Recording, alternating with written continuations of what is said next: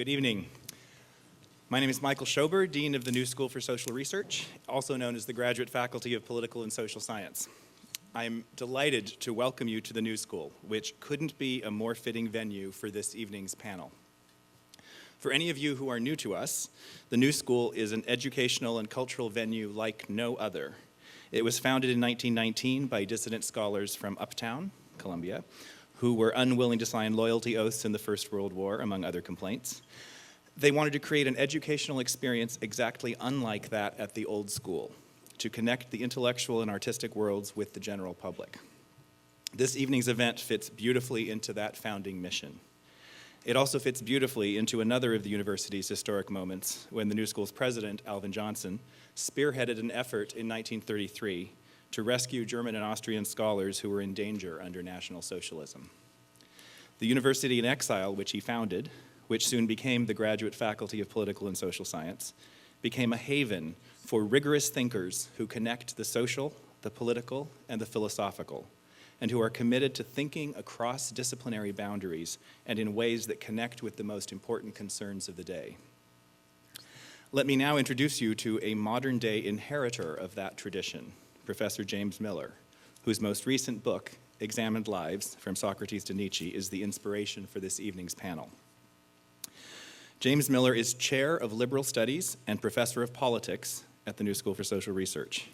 He is the author of 5 other notable and celebrated books on a wide variety of topics: Flowers in the Dustbin, The Rise of Rock and Roll in 1947 to 1977, The Passion of Michel Foucault, Democracy is in the Streets, From Port Huron to the Seas of Chicago, an account of the American student movement of the 1960s, Rousseau, Dreamer of Democracy, a study of the origins of modern democracy, and History and Human Existence, From Marx to Merleau-Ponty, an analysis of Marx and the French existentialist.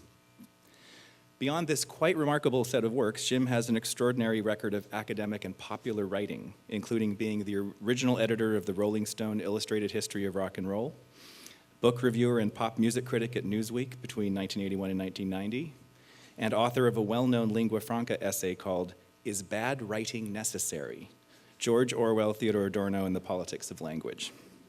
For 8 years, he served as editor of Daedalus, the journal of the American Academy of Arts and Sciences. I am honored to count Jim as a colleague as well as a friend. Jim Miller.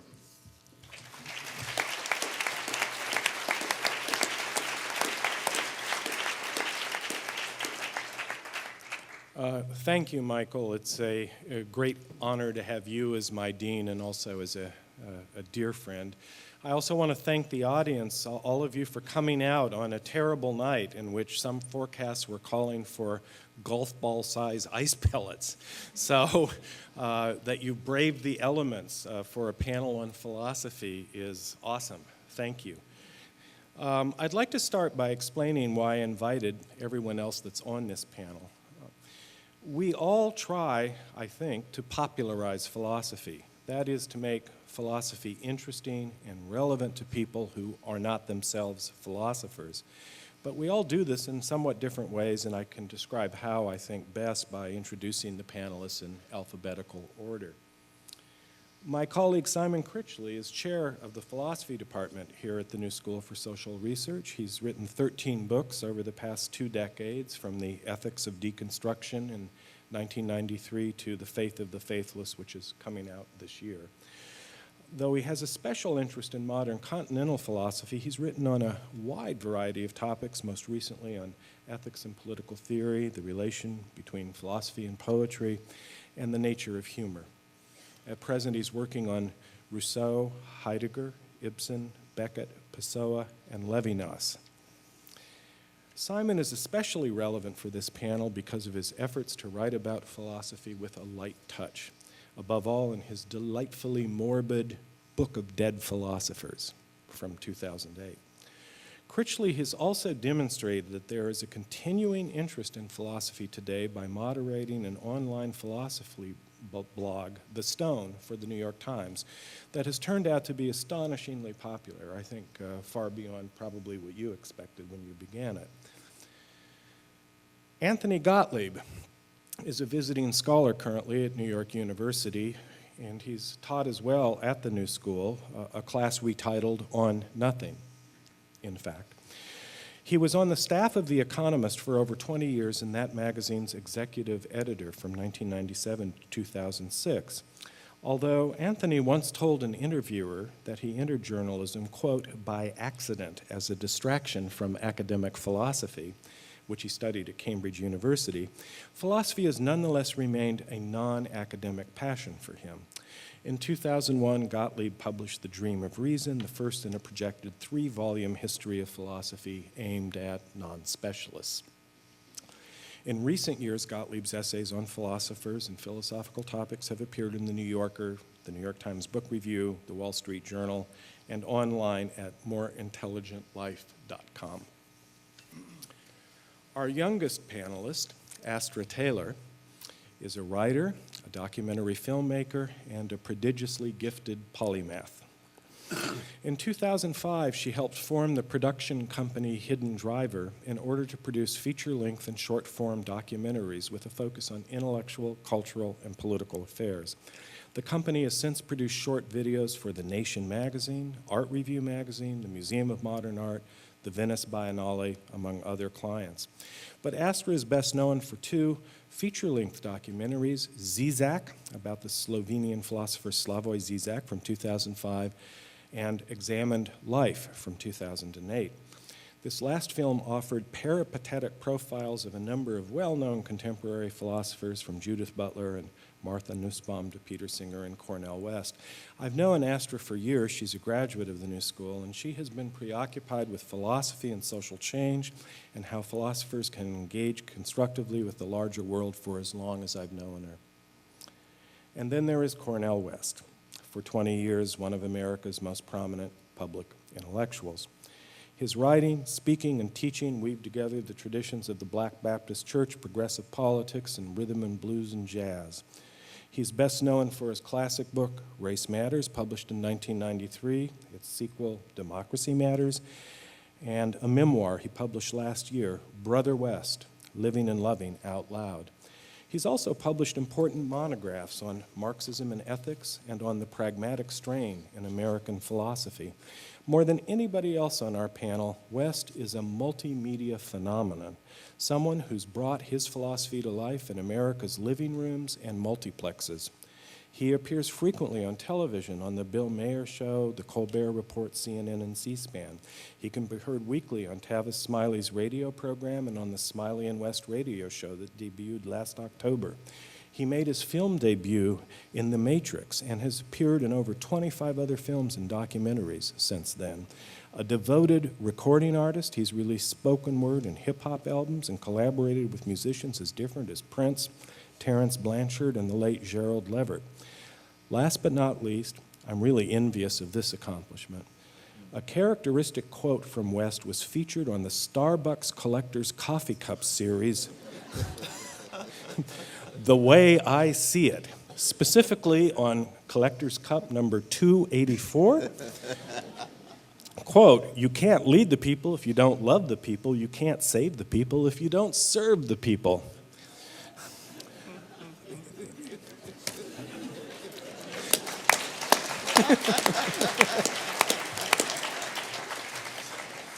So before going on, I want to thank all of you, Simon, Anthony, Astra, and of course, Brother West, for being here tonight. Thank you.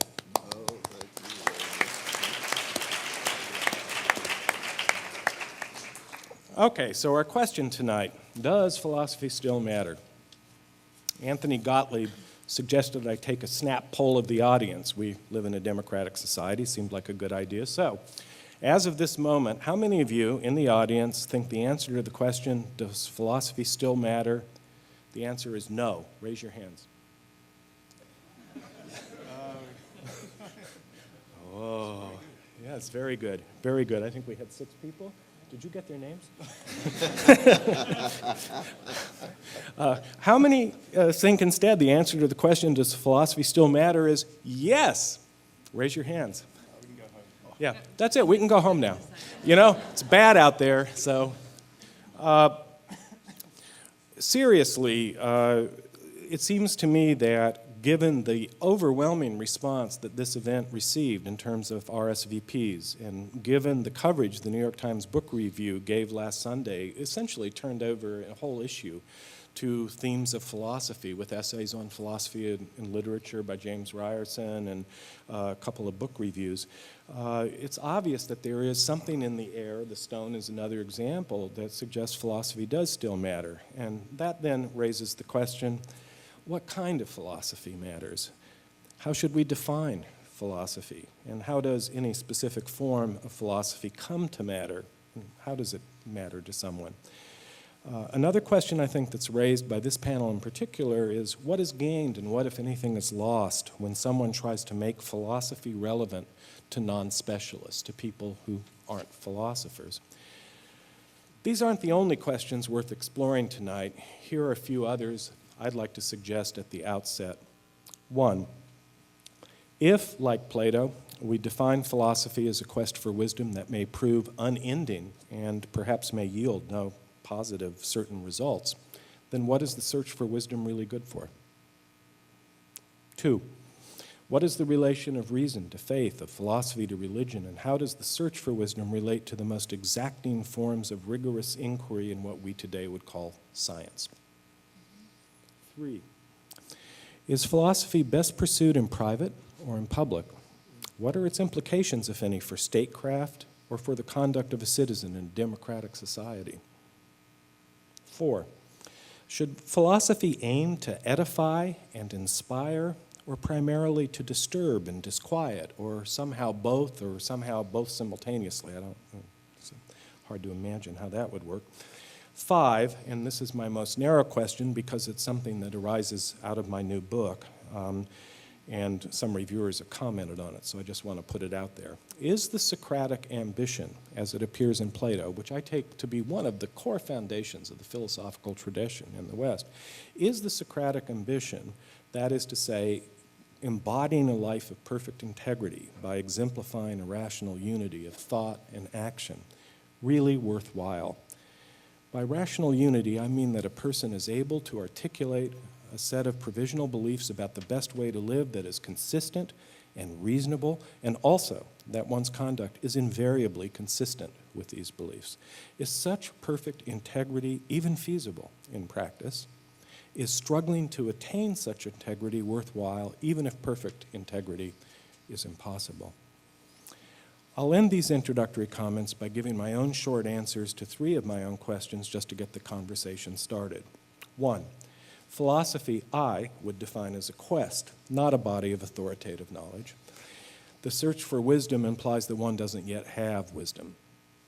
Two, despite the example of Socrates, I do not believe that a rational unity of thought and action is feasible in practice for most human beings, and perhaps for any human being. Bertrand Russell once put it this way, quote, "Most people would rather die than think, and most people do."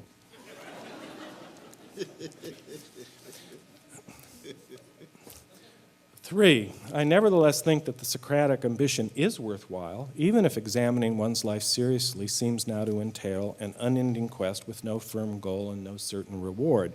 To be honest, I personally can't think of a more interesting way to live, speaking for myself. Our format tonight's very informal. I've asked the panelists to act as if we were all at a classical symposium, although we left our bottle of wine backstage. We're going to try to have an actual conversation spontaneously, prodded as needed by our moderator before he invites comments and questions from the floor. So let me finally introduce our moderator tonight. Louis H. Lapham is an American writer who has become something of an American institution. He was the editor of Harper's Monthly magazine most of the time from 1976 until 2006, with a hiatus of a couple of years. His essays have appeared over the years in Vanity Fair, Fortune, the Yale Literary Magazine, National Review, the Weekly Standard, the Wall Street Journal. You're very promiscuous in where you publish.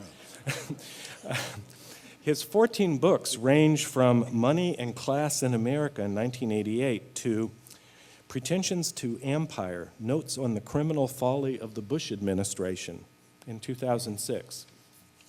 He wrote The American Ruling Class, a documentary film aired on the Sundance Channel in 2007.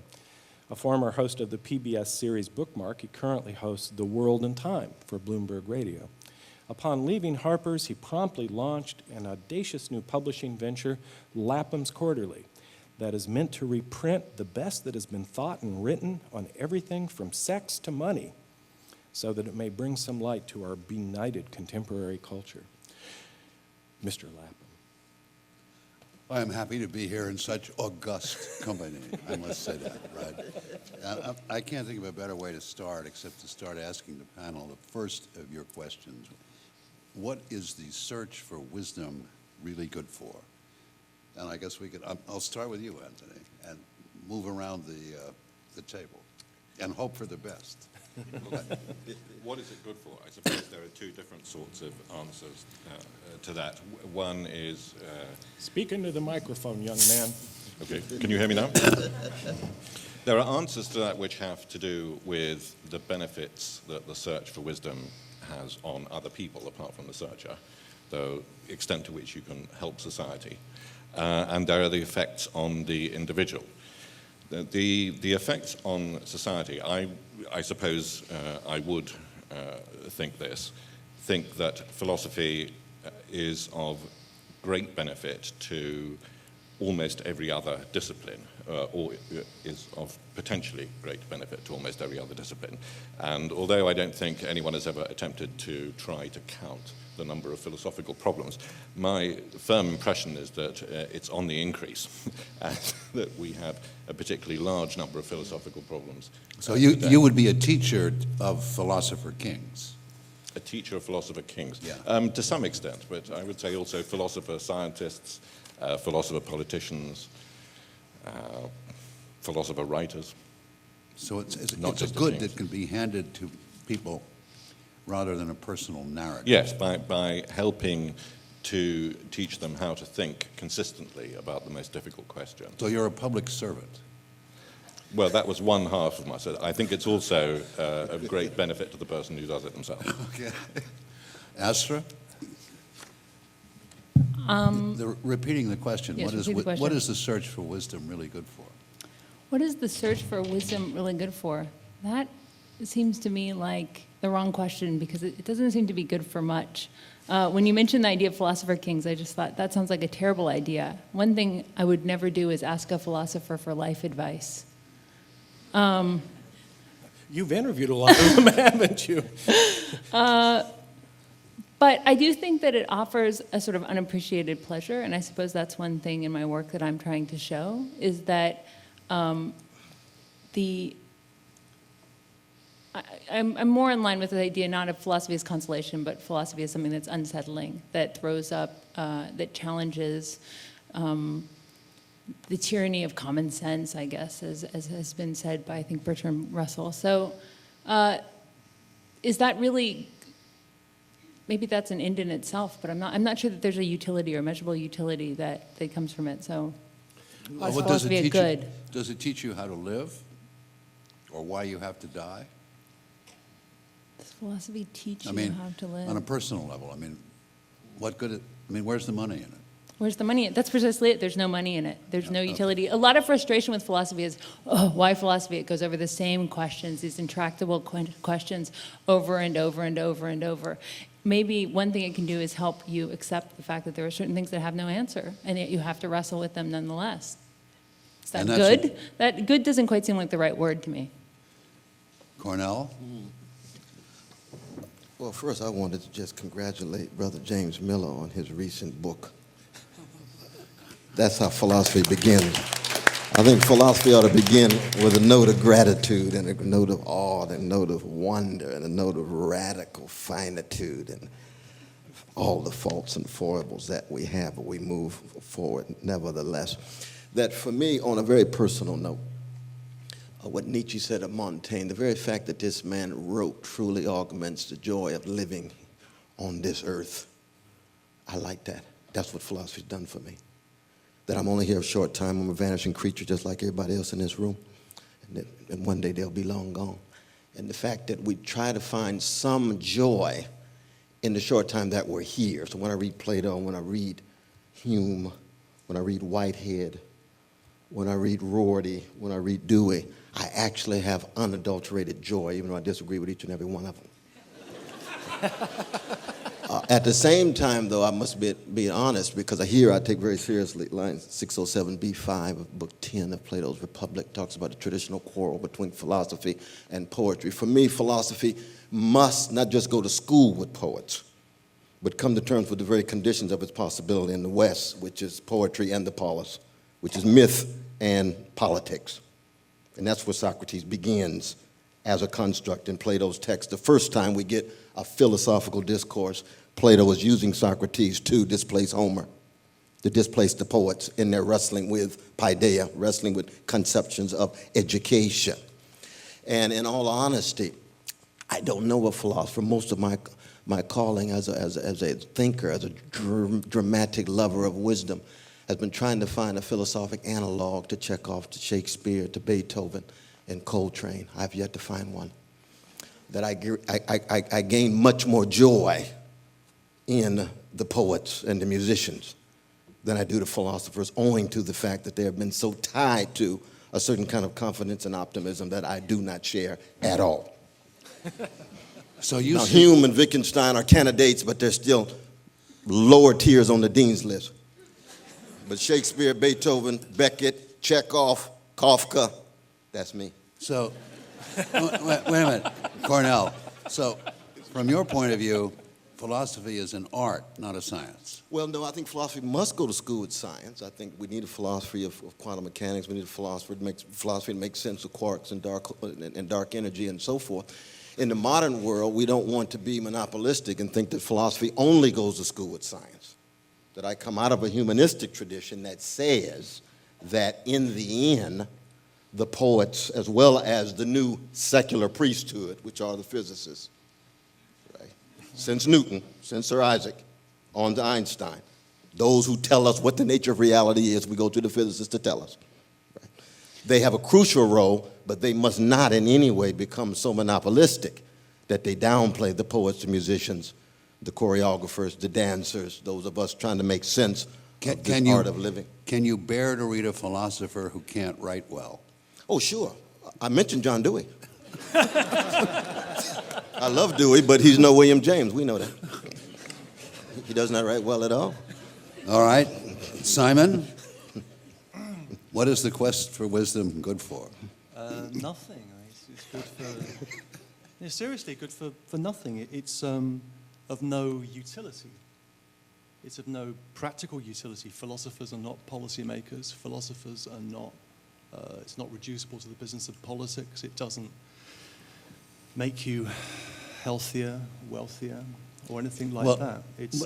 In that sense, it's useless, and Socrates was killed for engaging in that. But let's remind ourselves what we're talking about. We're talking about... Wait a minute, Simon. Okay. Why then do all but 6 people in this auditorium raise their hands and say philosophy matters? What philosophy does is, let's just go back to what Cornel was talking about. We have 3 people, Socrates and 2 of Plato's brothers in the Republic, who wander out of the Agora on the road to Piraeus, and they begin to ask a series of questions about the nature of justice. So what philosophy does, philosophy is three people in that context, 3 people leaving the city and dreaming of another city in speech, dreaming of another way of ordering society. So that's why Socrates was killed, because he showed impiety towards the gods of the city, and he corrupted the youth. The task of philosophy is impiety and corruption, right?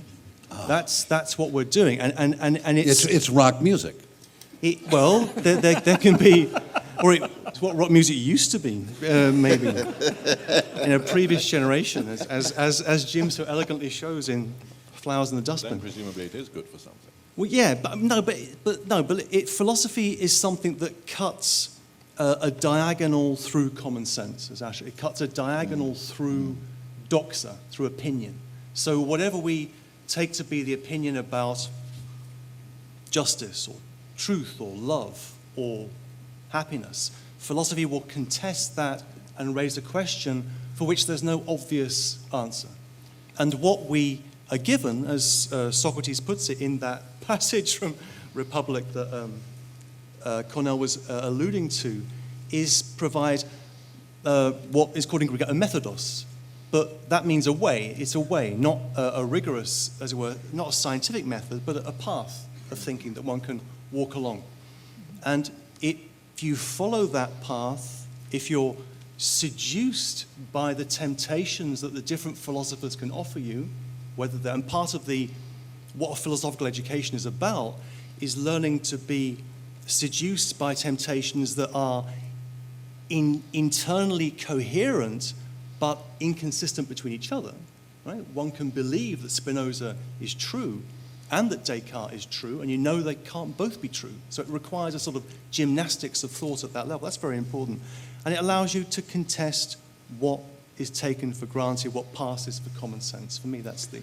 So, and that's wait a minute, I'm going to get to okay.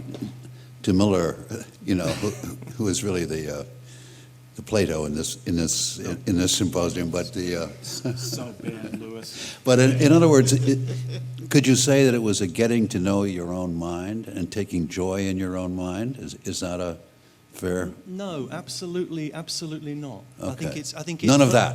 Right? Philosophy is not an activity that's done alone.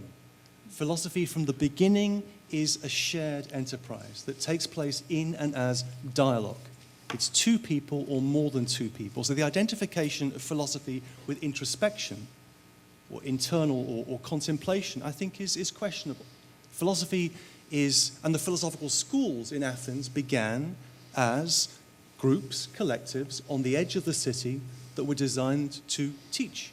Originally, the doctrines of Socrates, and so for me, it's a group activity. Philosophy. It's something you do collectively. I don't want to try to draw together here because it seems to me as we've gone around the table, there are a lot of implicit or explicit contradictions in how the answers have come. And I sort of hear you, Simon, saying that you welcome a pluralism of incommensurable options of understanding because it produces anarchy and shakes any kind of certitude. The backdrop, it seems to me, to my book is the state of philosophy as an academic discipline, which I want to refer to briefly, because I think that Anthony, when he began, the kind of answer he gave about how it helps clarify thinking in applied disciplines would be the standard understanding of philosophy today, not anything that Brother West has said or Simon has said. There was a recent historian of logical positivism, Scott Soames, who writes of analytic philosophy, quote, "It has become an aggregate of related but semi-independent investigations, very much like other academic disciplines. Gone are the days of large central figures whose work is accessible and relevant to as well as read by all philosophers. Philosophy has become a highly organized discipline done by specialists, primarily for other specialists." And there's this model that's out there of philosophy as divided into these very rigorous subfields of logic, semantics, ethics, and there are many applied forms of philosophy. But I think that for many of us who hark back to Plato, what drew certainly me to philosophy is the Platonic dialogues, which are themselves a form of poetry, in which the philosopher is portrayed in a form of fiction in these dialogues, striving for some kind of integration and cohesion, and eventually some kind of transcendence. A sense that this isn't all we have. We struggle to understand this world, but there are mysteries that are sacred and unfathomable that we want to open ourselves to. This is the part of philosophy that is very close to religion and even mysticism. And it's as if in the Anglo-American Academy, it's been banished. It's like to somebody like Scott Soames at Princeton, he's a very good historian of analytic philosophy, but it's like some of what we're talking about, I'm sure he would just think is complete rubbish. So it raises the question, what is philosophy? Well, I mean, then you got to take that up with Anthony, because you're saying it's personal enlightenment, and Anthony is saying it's a public good. Among other things. I mean, so, one thing you we know, all I agree mean, on is philosophy you're is going to many things. defend, I hope, the notion of the academic discipline, Sorry? and a body of certified thought, right? Sorry. He's expecting you to defend academic philosophy, which you fled from. So how that's supposed to work, I'm not quite sure. But You want me to defend? No. I mean, I'm happy to do so. I mean, Jim has just said that it's a personal revelation, right? well, the kind of philosophy that attracted me, which is not the only kind of philosophy, is that. And I just want to recognize that we have many different implicit definitions of philosophy that have already been referred to in the course of just going around the table. And so I'd like us, perhaps it'd be useful to clarify what some of the differences are. And I think, Anthony, you do work with a different background set of assumptions about what counts as philosophy. We were in a classroom once in the course on nothing, and I told him he had to teach Heidegger, and so he taught Heidegger, and he walked in and he said, "This is completely beyond comprehension." And I said, "But wait a minute, in the first paragraph, Heidegger says everybody will say this is completely beyond comprehension. So what do you say about that?" But so it's that, yeah, if you could. Yeah. As I don't think Heidegger gets off that hook there that easily. I think that there are many kinds of philosophy, and I'm interested in quite a few of them. I think it's definitely a mistake to try and settle on one narrow definition of philosophy. One of the reasons I like it is that it has several branches, several ways of doing it. The two extremes, I suppose, are academic philosophy as it's practiced now, especially in the English-speaking world, and the search for spiritual enlightenment. Those are sort of two opposite extremes, and then there's all sorts of stuff in the middle. But let me just put in a word in defense of academic philosophy, even given its severe limitations. And what I mean by that is this, that, I was blessed to actually study with 6 of the philosophic geniuses in academic philosophy: Nelson Goodman, W.V. Quine, John Rawls, Robert Nozick, Stanley Cavell, and Hilary Putnam. Never before in the history of academic philosophy have you had a collection of philosophic geniuses. Harvard had Santayana and James and Royce, but they were greater public figures, but they didn't have the same philosophical acumen that those 6 that I mentioned. Now, all of them, for the most part, reached the conclusion that the basic assumptions of most of logical positivism, most analytical philosophy, radically call into question. And they had already made the move before Rorty popularized it in its own way. Now, what does that mean? That means that we live in an Alexandrian age. Highly professionalized, specialized, commodified, bureaucratized, rationalized. And therefore, any sense of speculation, any sense of poetic vision, any sense of prophetic witness is pushed to the margin. Well, I quite unabashedly, even given the joys I received studying with those brothers, and they were all brothers because it's still very much a patriarchal affair. We've got Martha Nussbaum and Judith Butler and some other giants who are women, but it's still very deeply patriarchal. But what happens is what they push to the margin: speculation, poetry, prophetic witness, utopian interruption, wrestling with suffering, structures of domination, imperialism, colonialism, all the things that are probably most important about modern life that need to be wrestled with are pushed to the periphery. And what is zeroed in on are these fascinating, professional, logical, philosophic questions that could take 3 lifetimes to wrestle with. And it's a lot of fun. It is. I mean, there's a word to be said for intellectual hedonism here. It's a lot of fun. And so I think what we have to do is, in a Chekhovian fashion, right? I mean, you hang loose, You say, hey, this is fascinating, but the framework's too narrow for me in terms of my own calling. This is Cornel, challenging. was Christ a philosopher? Jesus? Jesus. No. He wasn't a philosopher. No, but he said he's God. God don't need to be a philosopher. That's the last thing he want to be, is a philosopher. Philosophy is for we mortals. Vanishing creatures, not the ones who bounce back on the third day. All right.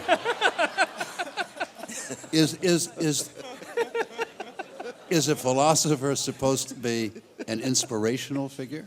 No, but can I add something here? I think that this whole question of who's in and who's out really gets to the anxiety that's even in the question, does philosophy still matter?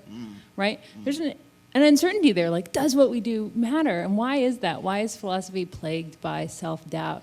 And I think that part of that is because professional philosophers have done so much to build this wall and define inside and outside. Sure. Now, there are many academic disciplines. You know, if you study to be an economist, you can have a professor in that field. There are professionals. There are journalism schools. There are journalists. There are women's studies departments, and there are women. There are art schools, and there are artists, right? English departments and authors. Philosophers do not let there be any philosophers outside of the university. And what this has done is sort of secure their professional value, but it's also stifled the practice of philosophy. It's deprived it of a certain lifeblood. I think that the love of knowledge has been sort of smothered by the love of these philosophers who are very afraid of sort of letting go because, you know, and even within the sort of official areas, you know, where you ask the leading philosophers, well, what is philosophy? They'll still invoke these sort of this grandiose enterprise. You know, it's a love of reason. It's to you know, answer the big questions in life. It's thinking logically. It's critical thinking. These are things that we go, well, anyone should be able to do this. But then they go, no, you're not a real philosopher. You're just, you know, dabbling with pseudo problems over there. So I think this has to be acknowledged, right? That there's been a lot of energy devoted to establishing in and out, and this has reified philosophy as a professional pursuit, but also deprived it of energy and urgency, and deprived people of this approach. When we say philosophy too, I just want to say there's a latent aspect and a blatant aspect, right? There is the philosophy that is all around us in our environment. There are unknown knowns, as Zizek would say, or unconscious presuppositions, the ideas we don't know we have, right? And there's also the ideas built into the environment, built into our social structures. That's the latent philosophy. And we need active philosophy to be able to address that, to be able to talk about these things. So I think when we say to people, but you're not a philosopher, that means you can't do that. You can't do that legitimately. And that's why philosophy is then anxious. Well, does it still matter? Well, maybe it would if you would let go a little bit. It's about holding on as tight as possible. I mean, there was a story that was told to me about someone that got a professorship in Australia on the basis of a series of publications, which in prominent journals. After this person and these things were being published in order to get a professorship, once that person had got the professorship, he began to withdraw the papers from the various periodicals. He was asked, "Why did you do this?" He says, because you must make yourself as small a target as possible. Right? Now, that's one approach to philosophy. A target, making yourself as small. Yeah, but who's shooting at him? Well, like, who cares to shoot? Yeah. Well, no, but Right. but I'm against this idea. This is an idea of what I call technically philosophy of constipation, right? So where you, as it were, you hang on to a little bolus of something for years and years and years, and eventually you squeeze it out, right? And in a prominent journal, and that's one approach to philosophy, which is about the avoidance of falsehood at all costs. So the worst thing to be exposed to as a philosopher is falsehood. People will laugh at you. The other approach is that philosophy should be a pursuit of truth, and that takes us from constipation to diarrhea, which would be another way of, because someone like Hegel will say the true is the whole, right? So the philosophy is its time comprehended in thought. So nothing should be alien to philosophy, which means you've got to throw the stuff everywhere at the wall, and some of it sticks and some of it drips down. So you're going to make an impact. Wait a minute, Simon. Now, continuing this metaphor, What is the difference between truth and wisdom?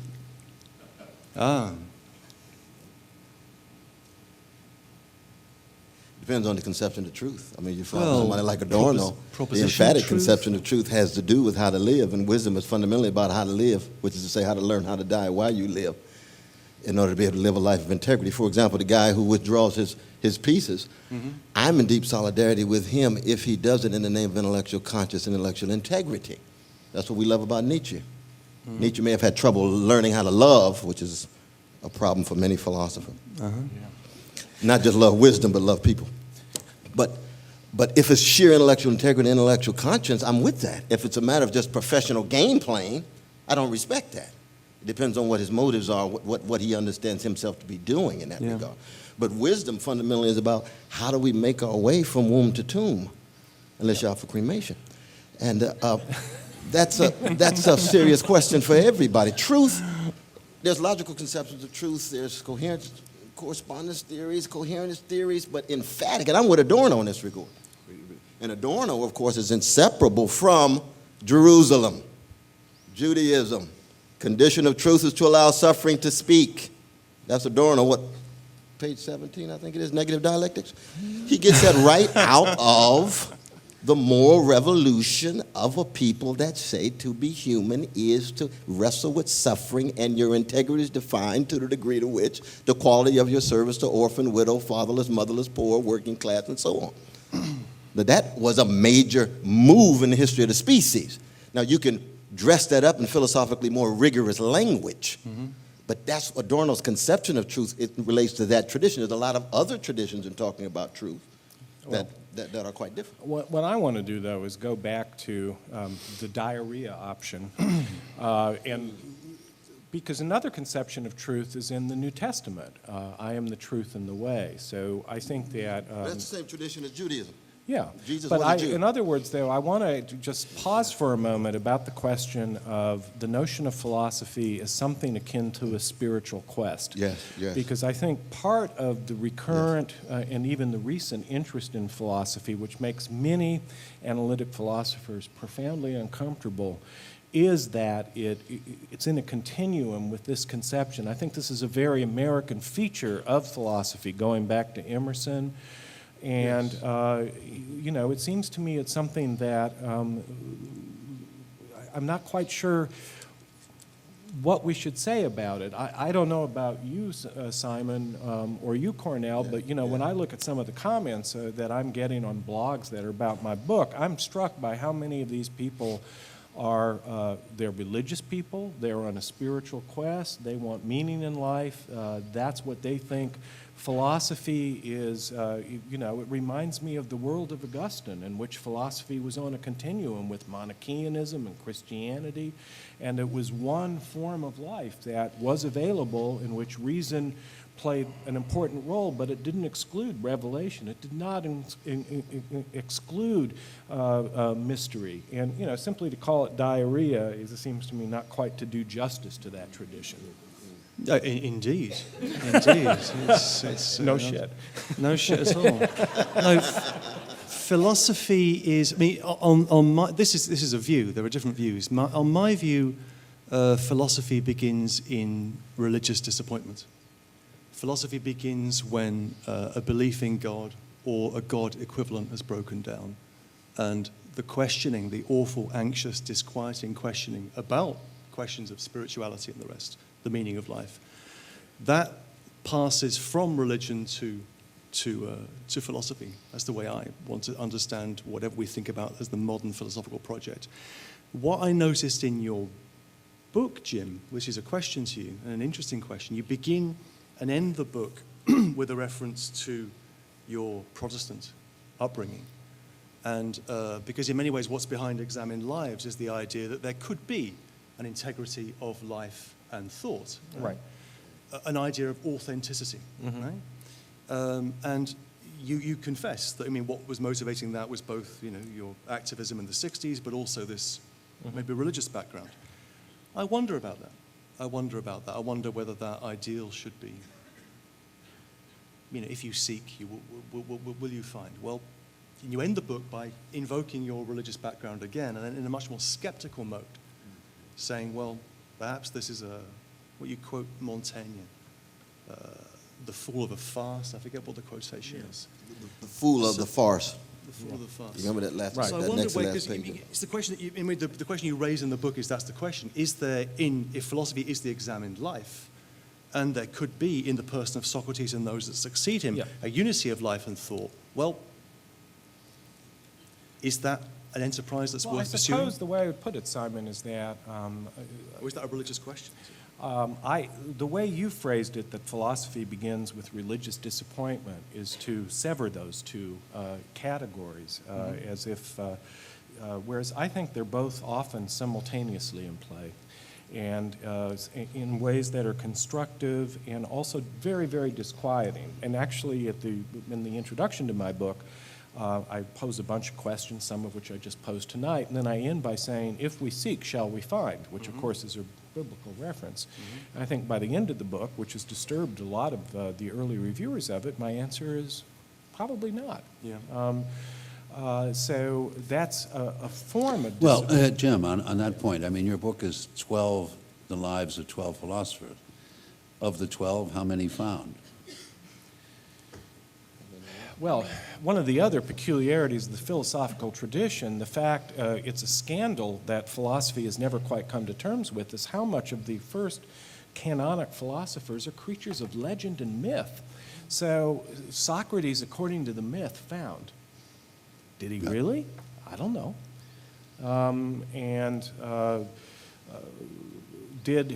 It seems to me there are people in my book who achieved a certain equanimity. They felt that they could feel at one with who they were. So that Montaigne strikes me as a person like that. And is that because he had a better philosophy or a better temperament, and he was lucky with his temperament? I incline to he was lucky with his temperament, because he was someone who I think he was very even-keeled, I think. That was his natural... Emerson would also... Yeah. But if both of those figures had the illnesses of Giacomo Leopardi, Yeah. they wouldn't be satisfied. They don't. A lot of it has to do with luck, Yeah. and chance. They didn't have migraines every day. They didn't have. Right. They didn't have wrestling with TB with 26 the way Chekhov was. So a lot of it just has to do with circumstance for which they have no control. But I mean, but I want to say a quick word though about Brother Simon though, because we've had a wonderful debate about this just right here in this institution just a year and a half ago, right after your show when you had me in the car, yeah, because I was on my way to New School and I was in the car with Sister Astra in a movie.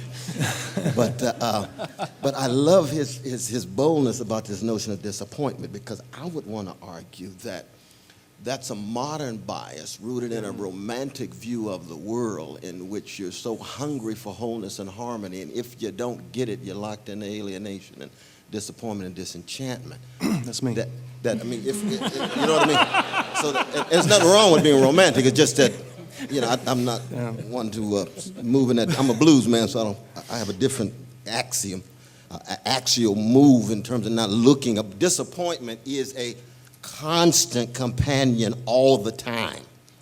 It's not something to be preoccupied with. It's something to wrestle with, the way Jacob wrestles with the angel of death in the 32nd chapter of Genesis. It's always already there. Sorrow is a constant companion for a blues man like me. See what I mean? It's always already. That's Chekhov, that's Beckett. It's not to be, some preoccupation we have in order to then move toward philosophy, right? I mean, to be human is to be shattered, and in Goethe's language, shuddering all the time. It's not a question of hoping for some wholeness, disappointment sets in, then let's philosophize. No. We come out of the womb, oh shit. We in space and time. It's what Beckett called the mess, right? Yeah. He wants to replace Heidegger's talk about being with the mess, and you and I were talking about Bootsy Collins. We replace it with the funk. Yeah. That's what it is. How you gonna negotiate through the funk? I want to defend Simon a bit, though, on this disappointment thing. Okay. I mean, and take it out of religiosity and move it. You can have secular disappointment, too. I think what moved me towards philosophy was this revelation that I couldn't logically argue everyone into being vegetarians. I just thought, I figured this out. I will present my arguments as clearly as possible. Everyone will agree with me.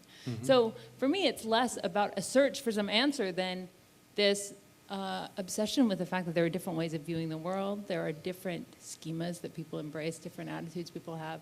And there's nothing more pleasurable than reading a philosopher I totally disagree with and finding this amazing new perception. I also want to take us back to this idea of authenticity, because that's a powerful idea. And for me as a documentary filmmaker, there are a few ways to clue into authenticity in a character, for example, right? To show them looking like they've forgotten there's a camera. So we think of authenticity as being like someone brushing their teeth or like drooling, you know, or walking around in their underwear. And I wanted to pose this challenge to my community, which is, what if authenticity is actually what you think and the world you want to live in, and not how you engage with the world as it is? And so for me, it's not so much about intellectual coherence, you know, like me proving, oh, these philosophers, don't you see, Deleuze lives on the 1000th plateau every minute of every day. It's amazing, you know? What would that's what I wanted as a teenager, you know, when I was actually, I'm happy Jim didn't call me out, but I was like, you know, a teenager. I wanted this. I wanted my philosophers to live their ideas. That's why we admitted you to the school. The 16-year-old in Georgia says she wants to be on the 1000th plateau. I was like, put me on there. I mean, this was unbelievable to me. Yeah. So now, but no, I think this idea of what you think as an authentic mode, I think that's something that is maybe taken for granted in philosophical discourse, but is an interesting challenge to documentary film, to this world of reality TV. I want to say something. This is not exactly authenticity, I think, in the way Simon was talking about it, but I think one of the things, it's sort of a small, quiet moment in the Platonic dialogues. But one of the things, and it appears in the Republic, but in more than one dialogue, that the character Socrates often basically entreats people is to say what they actually believe, to be sincere. And the sense that philosophy as a collective venture, or in any form that Plato would have understood, depends on this sense that you say what you truly think and try to clarify it rather than pretend they're smarter. I mean, you know, going to graduate school, it's not just philosophy. It's often just hiding what you don't know and trying to, you know, put up a shield and so forth. This isn't exactly authenticity, but it is something about that sincere and earnest. Several reviewers have said, you know, I'm very earnest. But I think to do philosophy, you have to be serious in that way. You can have fun, but there's something unironic at its core that I think is constantly in sort of danger of slipping through the cracks, particularly with all the postmodern French, you know, frou-frou philosophy.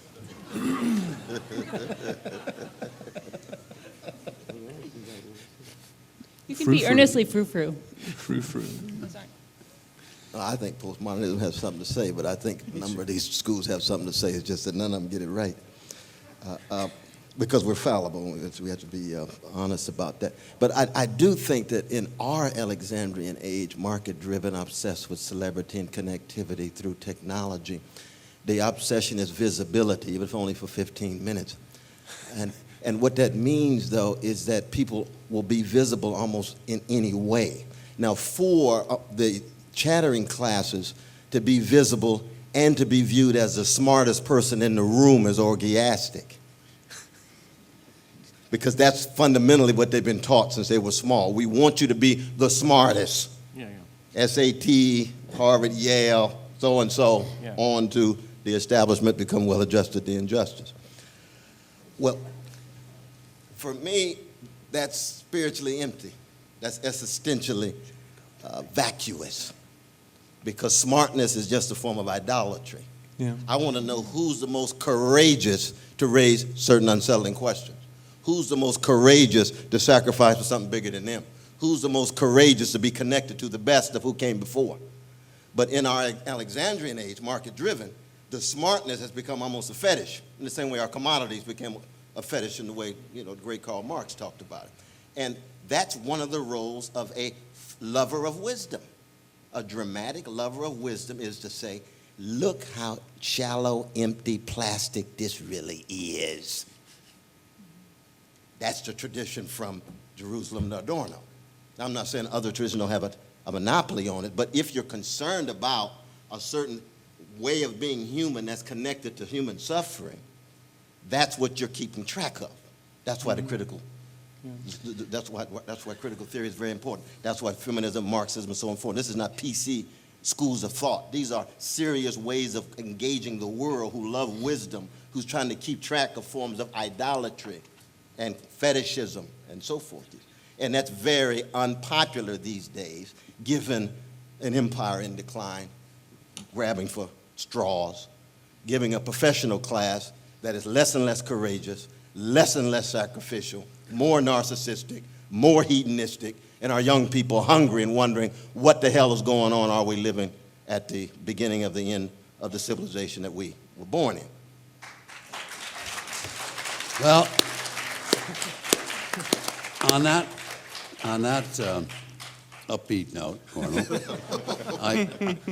the time has come to take questions from the audience, and I'm assuming there are a lot of grabbers for straws present in this room. So, if they will go to the microphones and then direct the question, when you ask the question, direct it to a particular person on the panel. I'm wondering if the question, does philosophy still matter, seems really historically constructed. Like, what makes it think that it, quote, once did matter, like was relevant, right? And why are we so anxious, like immediately right now, like that it is, relevant or something? We have to answer this question or something. I guess Simon. Well, I don't know. I didn't pose the question for the symposium, but let me answer this because I'll let you off the hook. My agent came up with this as a title. All right. I had all these other titles, and he said, "Man, they're really boring." And he said, "We're in an Alexandrian age, and we have to have a." So I'm not really certain it's the most perspicuous question, to be honest, and I don't think we should saddle Simon with having to answer. Yeah, but we're stuck. I mean, what Anthony said about on the one hand, you have a sort of a professional academic philosophy. On the other hand, you have a spiritual quest for meaning, which is being fed by varieties of New Age belief. And philosophy, which should occupy some middle ground between those two, is not occupying that terrain. Has it occupied that terrain before? Yes, it has occupied that terrain before, in the interstices of history, here and there, in its high moments. And there are moments in the history of philosophy, very recent moments in the history of philosophy, after the First World War, which unleashed an extraordinary renewal of interest in philosophy in people like Lukács, Heidegger, Rosenzweig, and others, in the Second World War as well. There's a connection between philosophy and war here, which we might want to think about. But, I think it's the issue that, this is something that we did when this experiment of the stone, is that, we thought we were going to get, we were surprised at how much interest we got. We got 32 people read it. We got more people than that. A few people read the thing. And what was interesting was two things. The number of page views, which was like 6 million or something, that's crazy amount of people read this thing. And the disapproval in the profession that this should be taking place. Right? People horrified that there's a philosophy. I'd think that philosophers might be pleased that there be a philosophy column in the New York Times. They're horrified. Horrified. It's the worst conceivable thing. It's a nightmare. What kind of arguments do they put forth? Well, it should be them. That was the argument. It should be them running it. That's the basic argument. Oh, I see. I mean, because that high quality kind of response. That high quality kind of argument. I see.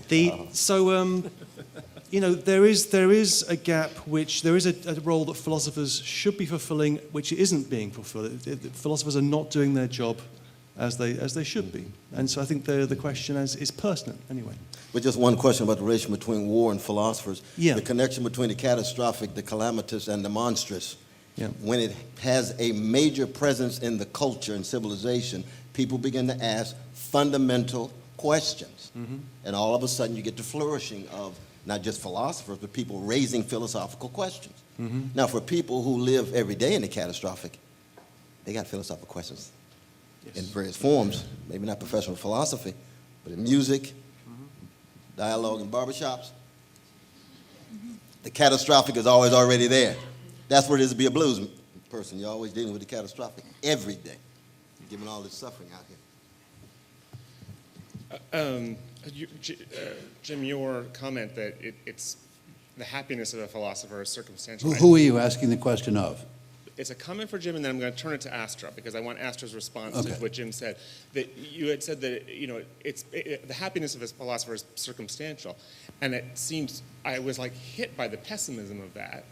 And so my question to Astra is, in terms of you've met a lot of philosophers, and aside from anybody in this room, who have you been inspired by whatever it was about them that inspired you, whether it was their mind or whether it was their life. But I'm just curious because I'm not willing to go down the route of it's just circumstance. Yeah. Deeply inspired. And I think one aspect, but is it happiness that inspired me? Not so much. That wasn't what I was going for, but rather inspired sometimes by the patience certain people had to tread over the same questions over and over so that they could speak to people who weren't already initiated. And this was a sort of incredible gift, I thought, to people to say, I'll meet you where you are, and I will talk to you like you're an intelligent human being, and, invite you into this kind of thinking. And, that's not a recipe for happiness, but I think there's a depth of connection there that I found really, I found it very valuable. So the people that I ended up filming with and that I've communicated with, I think are committed to doing that. To, again, it's not about authenticity, but what they do is they bring their struggle into the public sphere. And I think that's I think that's what we need philosophy to do. It's like, I don't actually know how to live in perfect integration with my mind or my values. What would that really mean? You wouldn't be human, but I'll struggle in public. And I think there's something really worthy about that. Question over here. I guess I'll direct this question to Anthony, since you were with The Economist, because I think philosophy matters a great deal right now.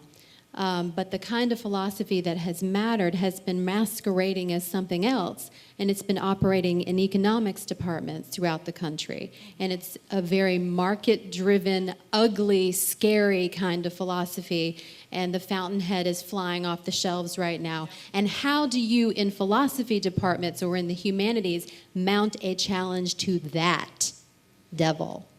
Right. Very good question. I think there are actually similar problems in other disciplines. You will also find in science, professional science, very bad philosophical thinking.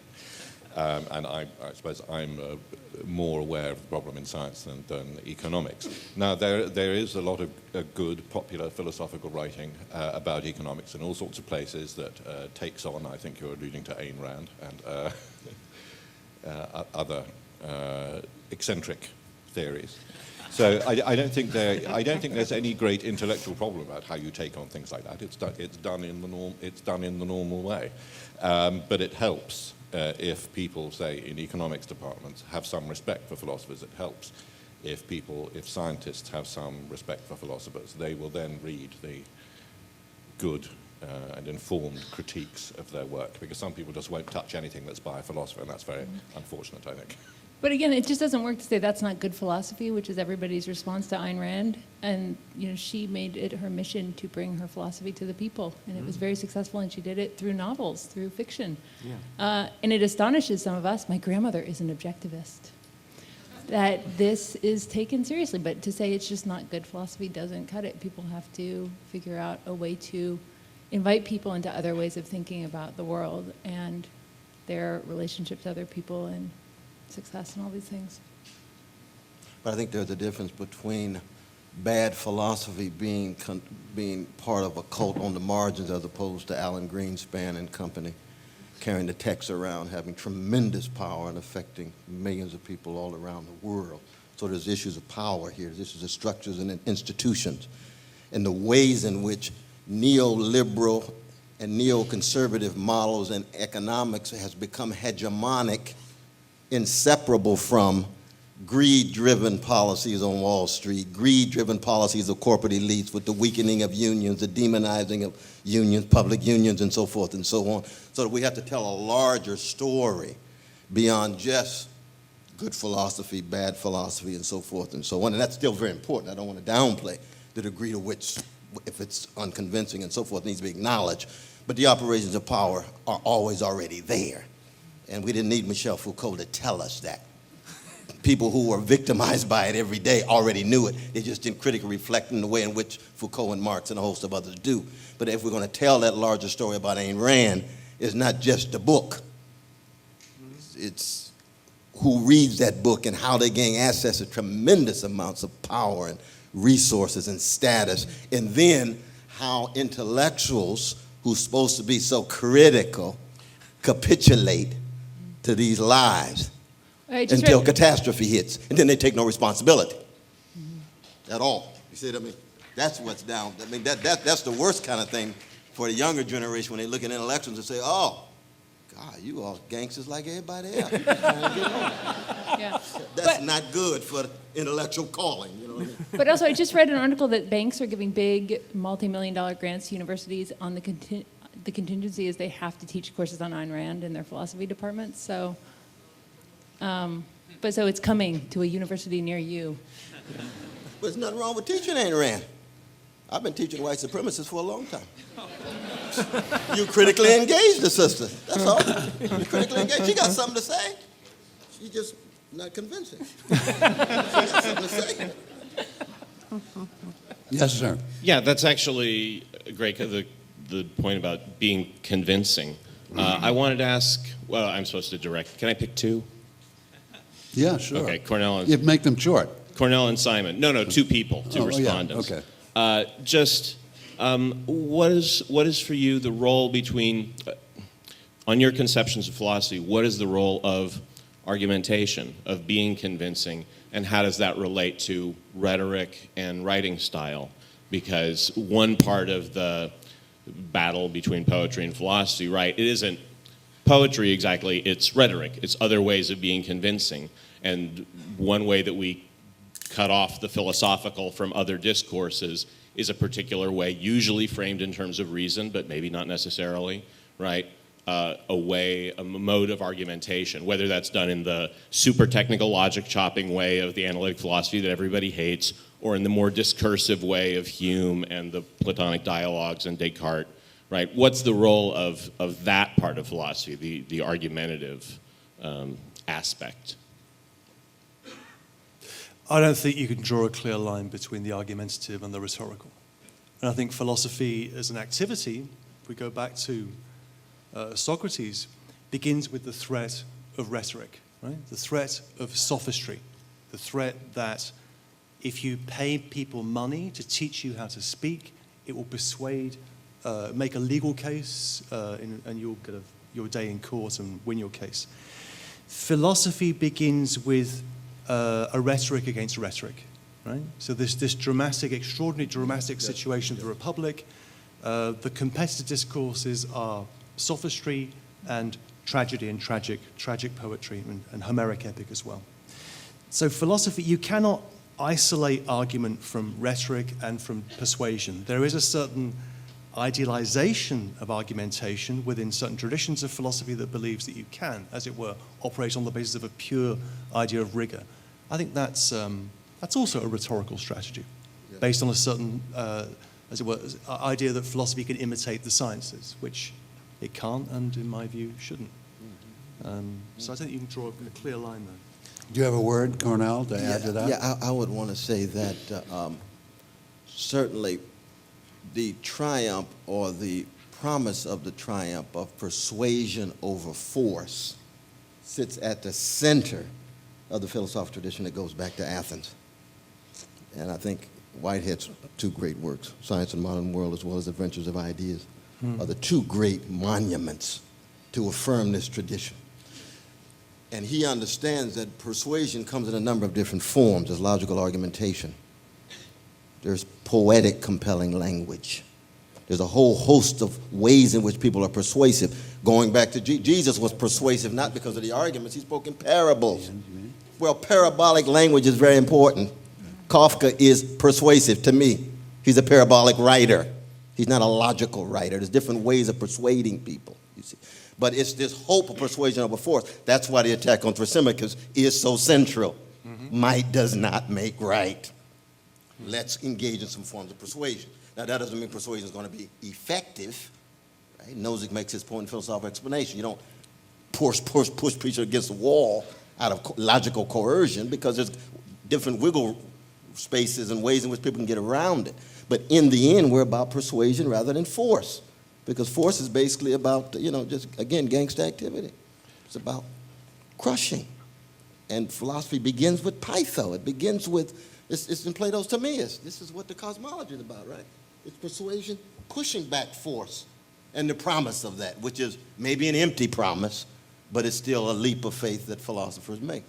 I just want to add briefly something that you said, Simon, about the rhetorical criticism of rhetoric, is that philosophy is a specific form of persuasion. Yes, yes. And that obviously Plato's Apology, the speech that's given to Socrates, is a masterpiece of rhetoric.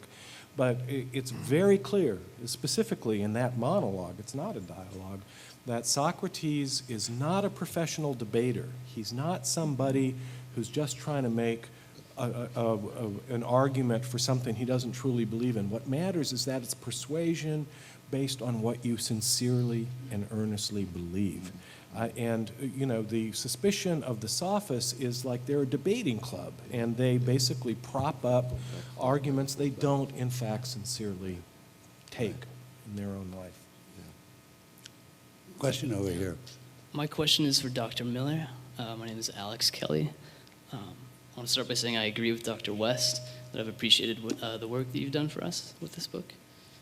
I was struck by the end of the book, in the last sentence, if I've understood it correctly, you say that for the thinking person, there's no firm goal and no certain reward in life, that we're sort of doomed to this life of contemplative labor and unimpeachable desire for something certain.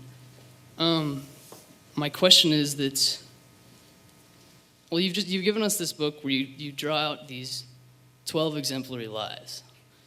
And I'm wondering if you're really saying that we've learned nothing essential about human nature or the world over the course of this work.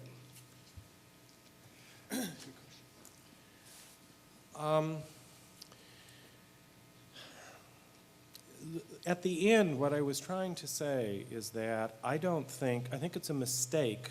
I learned a lot by writing the book, and what I learned, among other things, is what is the deep genealogy of where I got my obsession with introspection and self-examination.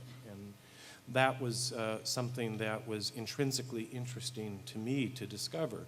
What I don't think you can take away from these kinds of characters is to look to any one of them and to say, aha, there's the answer. And if I would live my life the way they lived their life, then I wanted to not make that possible. And it's very hard. I mean, Emerson and Nietzsche were, incredible in their rhetoric of sort of stopping you in your tracks when you think that you are going to emulate them by saying, no, be yourself.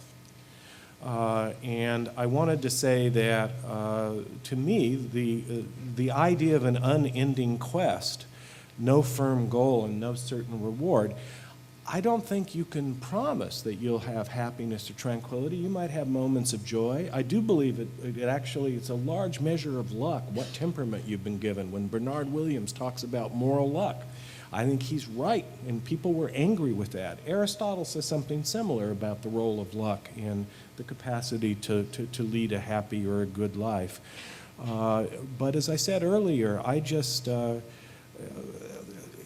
feel as if this is inescapably part of my conception of self that was engraved in me at such a young age. I can't think my way out of it.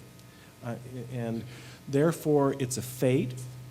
And I find it endlessly interesting, even though it doesn't yield any kind of very, there's no fortune cookie moral of the story I can hand out at the end. And that wasn't the point of the book. The point of the book was to sort of move in cross purposes where if you think what you want is happiness or meaning in life, you probably won't find it here, but my God, what an amazing odyssey and saga. And isn't it amazing that people could have lived such lives?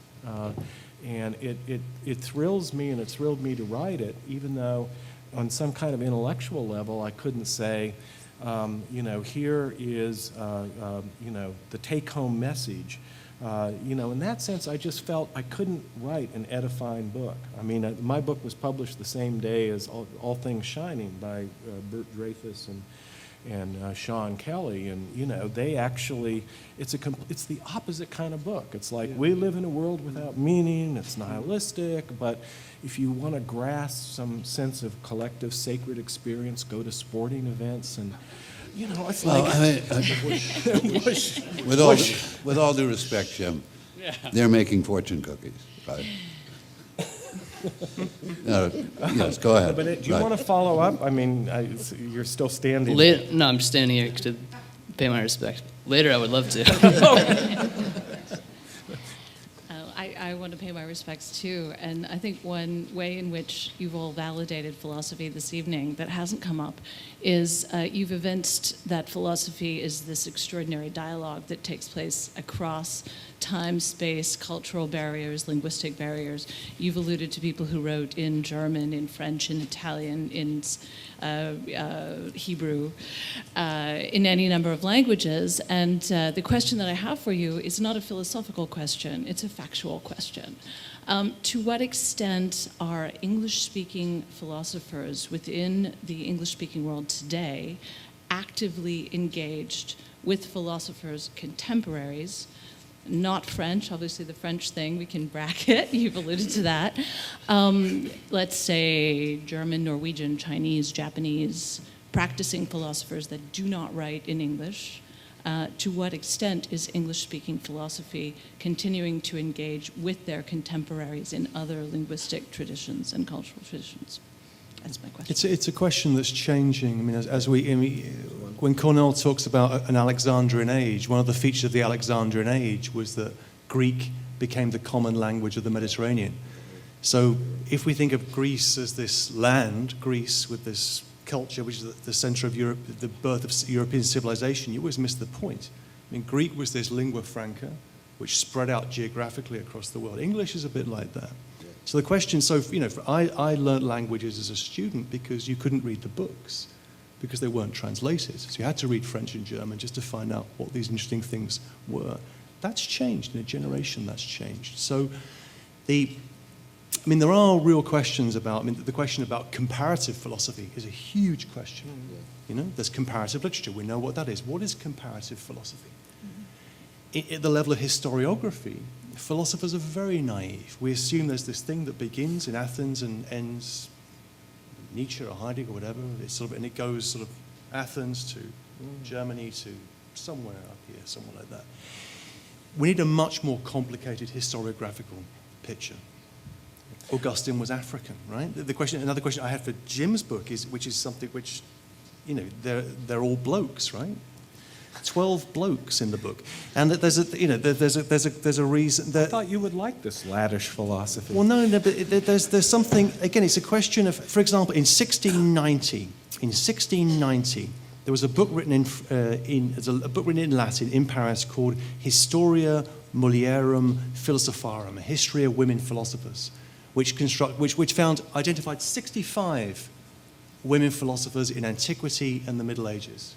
Some of whom there's evidence for, Hypatia, Hipparchia, some of whom there's no evidence for at all. But the point of the anecdote is that we need another historiography of the discipline. So philosophers are very bad at that. We accept a certain standard picture of history. This is the way things worked out. It's called the West, and that is to miss the point, right? And so that wasn't, I don't know whose question I'm answering. That was something I wanted to say. Thank you. So Question? Okay. Yeah, this was a question, I guess, addressed to Jim, but others as well who have sort of picked up on this theme, which has been asked in some ways, but it has to do with the question of should there be any relationship between a person's philosophy and the way in which they live their lives. Reading through Jim's book, Jim, as you've said, in Socrates' case, it looks like he, in some ways, embodied his philosophies, but Socrates was a mythical character.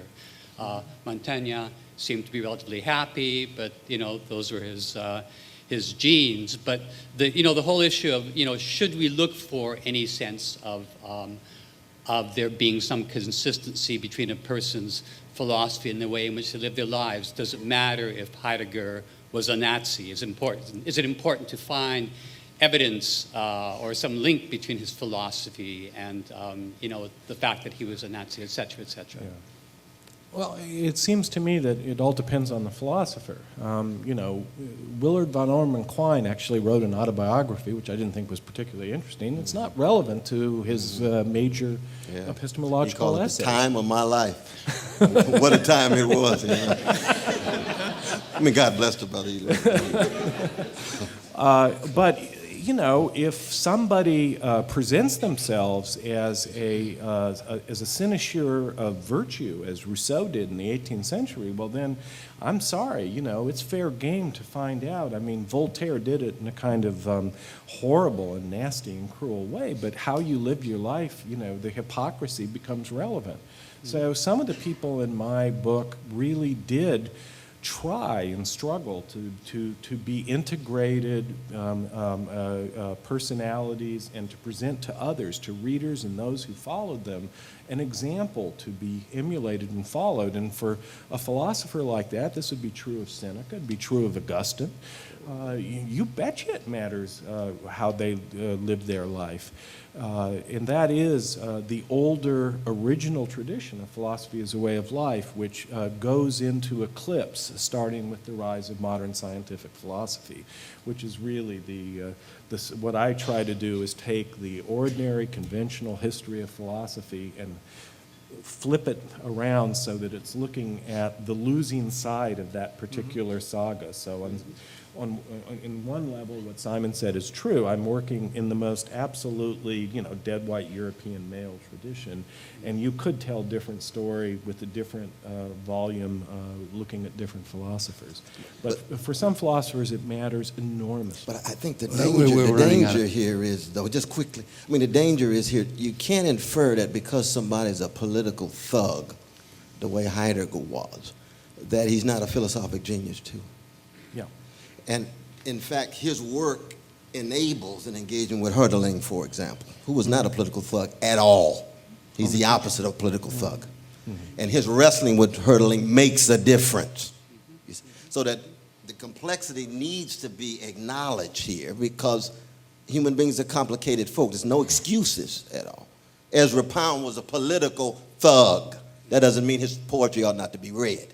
Right. And we can go on and on and on, but that easily slides, especially in our Alexandrian age. You just point out somebody's a thug, you don't have to read him at all. Now, if that were the case, wouldn't be too many books in the library. We only have time for just two more questions, so one there. I just wanted to take the question slightly differently. Does philosophy still matter? Sitting down and looking at the transcript of this whole conversation so far today, 100 years from now, if there is 100 years from now, we will be struck by precisely the lack of urgency of the moment.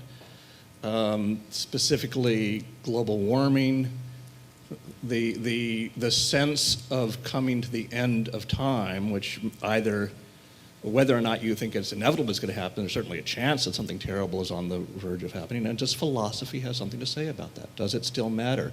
Is there a thing, even in academic philosophy, I don't mean Anglo-American, but I mean in philosophy classes at the New School and so forth, do students walk in the room and say, this thing is coming to an end, this thing feels like it's coming to an end? What of the tradition of Socrates coming forward still matters? And I'm not saying it doesn't, but I'm just, what does? And is there a sense in the classroom, in ethics classrooms, in epistemology classrooms and so forth, that that is what desperately needs to be being talked about right now?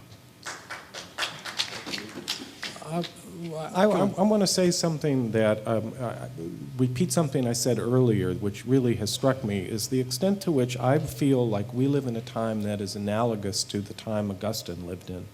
And that was a time in which things were ending. A world was crumbling. The empire was going. And I think partially why it turns out to be a surprising popular hunger for something that looks, smells, and feels like rather old-fashioned forms of philosophy is this sense of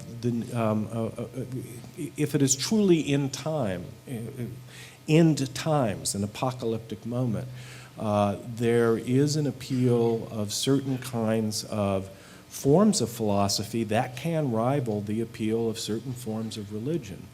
And I don't think, the answer I'm giving you has nothing to do with what gets taught at the philosophy department of the New School, and I think it really has nothing to do with the mainstream of academic scientific philosophy.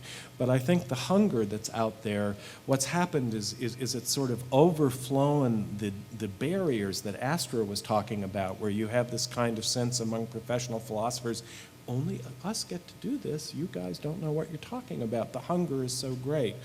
But you know, I don't know if that's really, you know, a response, because of course, I don't know, do philosophers have anything to say about global warming, really? Yeah, sure. Since they're usually accused of producing so much hot air, you wouldn't go to, you shouldn't really go to them for a solution to global warming.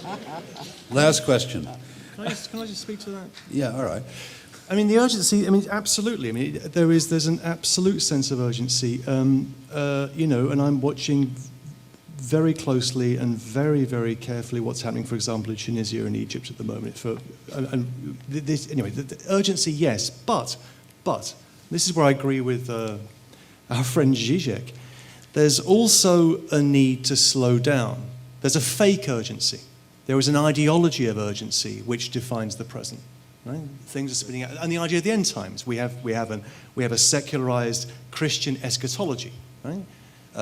Which we then sacrifice ourselves to a certain way. There's also a need to slow down and to reflect and think, and that's what philosophy does. And philosophy, in its slowness and in its refusal to embrace the fake urgency of the present, and to turn backwards. This is where, say, you know, Benjamin is so important. Angel of History faces backwards. You know, I think at this point, one of the most important things that philosophy can do is to try and divest us of this plague of the future that we live under. This pressure of the future. What Jim's up to in this book, and you know, others amongst us are up to, is trying to slow things down, to cultivate a historical sensibility.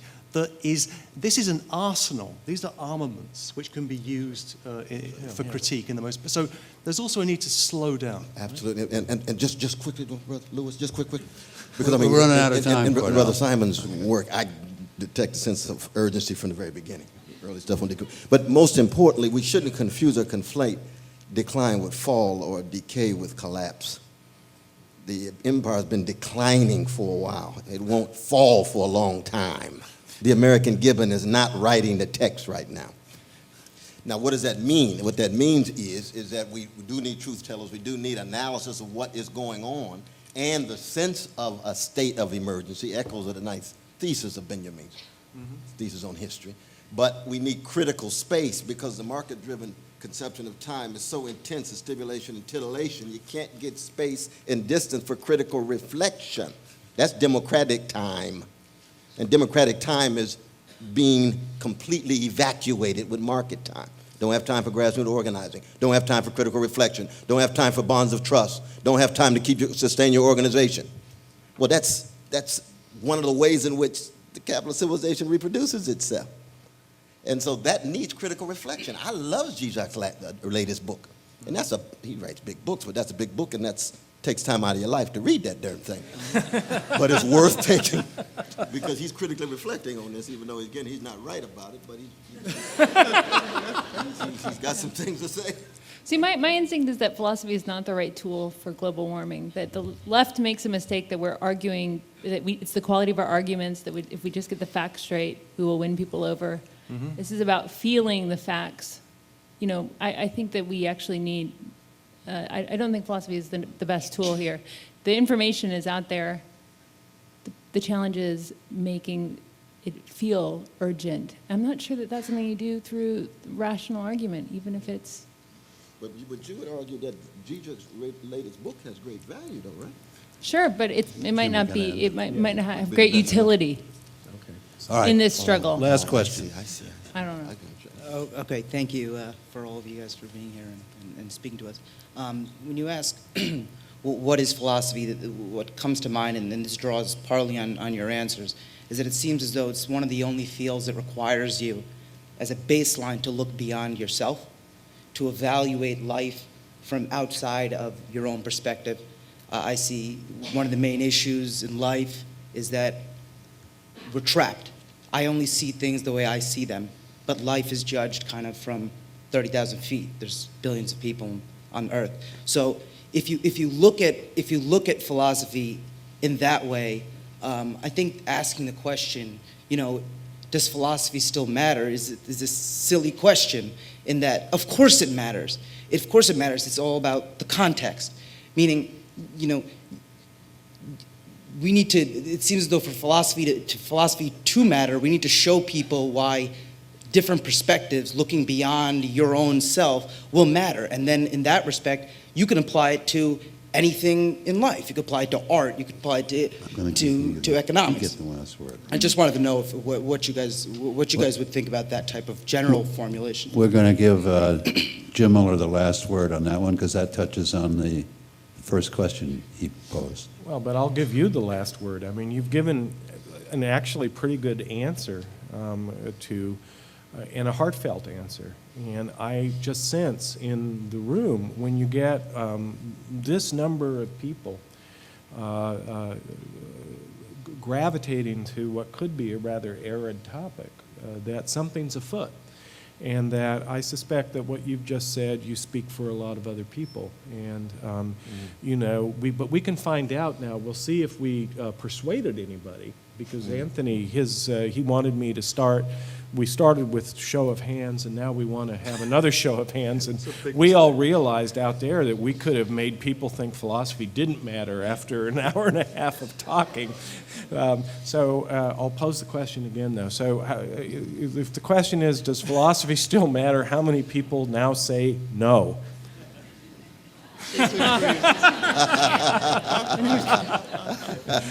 We lost. You have the majority, and on that happy note, thank you all very much. We should announce that the book signing is up there.